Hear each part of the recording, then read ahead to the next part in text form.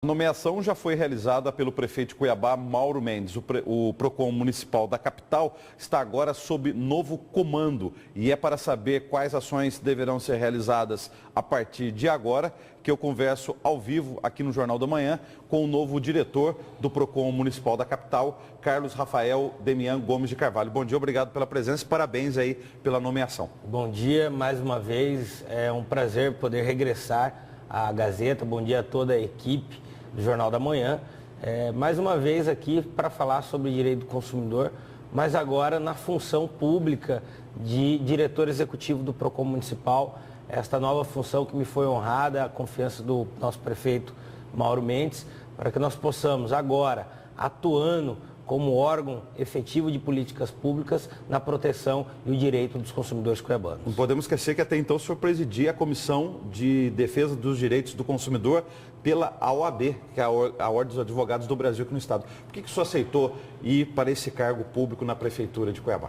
Primeiramente, eu sou grato imensamente à diretoria da OAB Mato Grosso, em nome do presidente Maurício Aldi, por ter me confiado a direção da Comissão de Defesa do Consumidor da OAB, a qual me gabaritou ao longo desses anos a participação em todo o estado de Mato Grosso, de debates públicos, audiências públicas, inclusive com uma participação efetiva da Ordem na CPI da Telefonia Móvel da Assembleia Legislativa. Eu acredito que isso fez com que eu ganhasse mais experiência na relação de consumo e que o prefeito agora, nessa nova gestão que ele busca trazer ao município de Cuiabá, procurar normas técnicos para atuar justamente no PROCON. Eu optei, na verdade foi até uma decisão um pouco difícil, porque a advocacia faz parte da minha vida e nesse momento eu tive que me abdicar do exercício da advocacia, mas eu acredito que o munus público permanecerá, porque agora eu posso não só na época, enquanto presidente da comissão da OAB, mas agora de forma efetiva mesmo, à frente de um órgão para atuar na defesa e proteção, com políticas de fiscalização, de orientação e com o poder discricionário do Poder Executivo. O senhor citou aí um dos problemas que incomodam o consumidor aqui em Mato Grosso, especificamente Cuiabá, telefonia móvel. Pela sua experiência, quais são os outros setores mais reclamados que aí o PROCON municipal também vai poder atuar juntamente aí com o PROCON estadual? Exatamente. As grandes demandas continuam sendo a má prestação de serviços essenciais, telefonia móvel, a questão da água, em Cuiabá é muito grave, a questão da CAB, as reclamações são inúmeras, a questão que envolve também energia elétrica, então essas são as principais reclamações. Nesses primeiros 10 dias de posse, então, eu estou mais realizando um diagnóstico, mais um trabalho interno, administrativo, de levantamento, para que eu possa tomar pé das situações que envolvem o PROCON do município de Cuiabá. O senhor citou aí um dos assuntos relacionados ao município, que é a água. Quer dizer, hoje quem presta serviço é uma empresa particular, concessionária, que é a CAB, mas o poder concedente é o município, a prefeitura. Esse assunto relacionado a outros, vou citar outros aqui, por exemplo, transporte público também, transporte coletivo, que é relacionado à prefeitura. É empresas privadas que exploram o serviço, mas o poder concedente é o município. O PROCON municipal tem autonomia para agir em defesa do consumidor, do cidadão cuiabano, contra essas empresas e contra o poder concedente, no caso da prefeitura? Totalmente. O PROCON, os PROCONs, eles atuam dentro de um Sistema Nacional de Defesa do Consumidor, ligado ao Ministério da Justiça, Secretaria Nacional de Defesa do Consumidor. Então, é uma obrigação dos poderes executivos a criação do PROCON, atendendo o disposto no artigo 4º do Código de Defesa do Consumidor.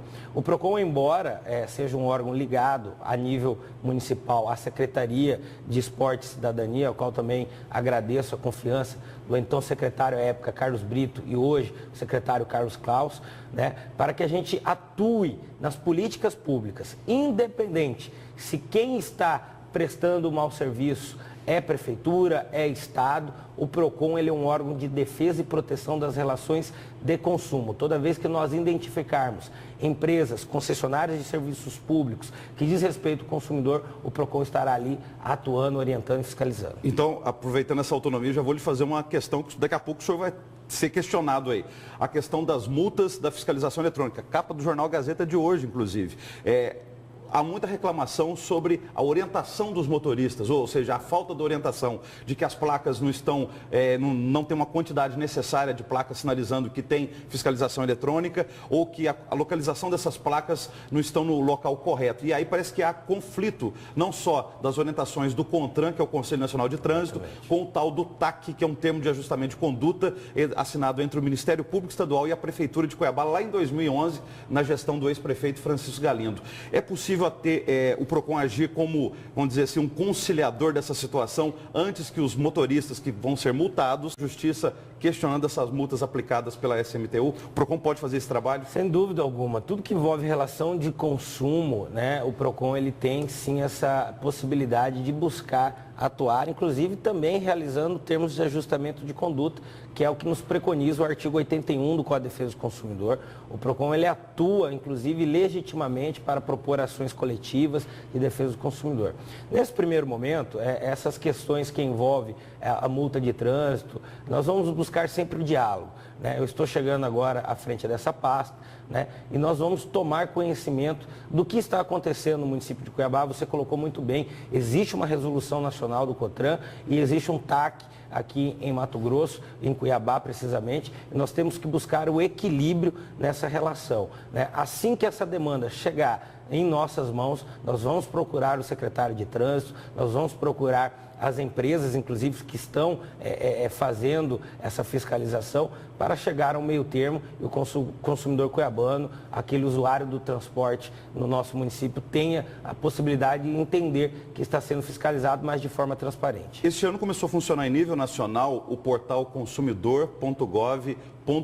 Qual que é a importância dessa ferramenta tecnológica nesse trabalho de participação do próprio consumidor na fiscalização dos direitos dele? É mais um instrumento às mãos do consumidor, né? O portal do Ministério da Justiça, ele possibilita ao consumidor de fazer imediatamente a sua reclamação. E esse portal, inclusive, ele tem ali o próprio Ministério da Justiça, as próprias secretarias disponibilizam, inclusive, funcionários para fazer a conciliação, o atendimento e a resposta a esse consumidor. Então, o portal do consumidor também serve como instrumento, é como se fosse, por exemplo, uma reclamação virtual, mas é de fato uma reclamação que vira, inclusive, um processo administrativo com a possibilidade de punição às empresas que desrespeitam o consumidor. Poder do PROCON municipal perante as empresas privadas que desrespeitam os direitos do consumidor. Bom, tem que deixar bem claro, antes de mais nada, que o Código de Defesa do Consumidor, embora as pessoas entendam que é do consumidor, o Código de Defesa do Consumidor, bem como o PROCON, ele é um órgão de proteção aos direitos na relação de consumo. Ou seja, tanto consumidores como também as empresas, os fornecedores de produtos e serviços são protegidos nessa relação. Então, a nossa função enquanto PROCON não é só de multar e de fiscalizar, muito mais que multar e fiscalizar, é de orientar. Então, tanto os empresários podem ficar assim tranquilos que o PROCON ele vai fazer essa orientação antes de aplicar qualquer tipo de multa. Então, que orientação o senhor dá para os pais e mães de crianças matriculadas em escolas e creches particulares que estão no momento aí de fazer a matrícula ou a rematrícula para 2015 e às vezes se assustam com o valor da mensalidade? Essa é uma questão que todo ano, né, vem à tona, né? Os pais e mães de alunos, eles podem exigir, inclusive, e é obrigação que as escolas, as creches, apresentem a planilha para que justifique o valor desse recálculo de matrícula. Não é ilegal pagar o valor da matrícula, tem que deixar bem claro, a matrícula lhe garante a possibilidade que seu filho esteja no ano que vem. Mas esse reajuste no valor da matrícula e nas mensalidades, o pai e a mãe, ela tem o direito de saber o porquê que está tendo esse reajuste e a que nível será reajustado esses valores de matrícula. Isso tem que ser pedido para a escola ou a escola tem obrigação de apresentar essa planilha? De antemão, né? A gente entende que caberá à escola de boa-fé que age nessa relação já apresentar, da mesma forma que encaminha uma carta da matrícula, que encaminha essa planilha, né? Mas geralmente as escolas não o fazem, então não custa nada os pais irá e exigirem e as escolas têm que entregar essa planilha. Obrigado pela presença, boa sorte aí no novo cargo. Obrigado, eu que agradeço. Continuamos na defesa do consumidor e espero em outras oportunidades estar aqui orientando o consumidor cuiabano e o consumidor matogrossense.